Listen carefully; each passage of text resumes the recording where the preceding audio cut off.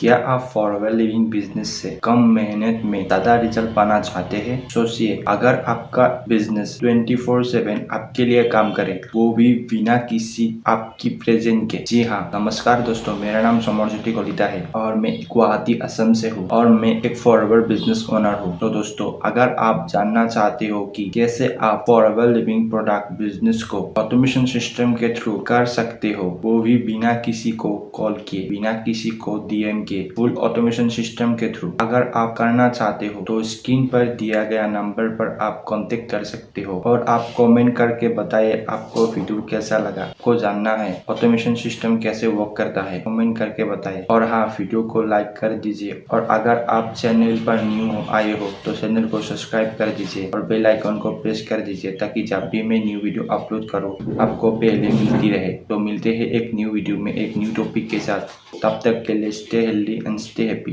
Forever.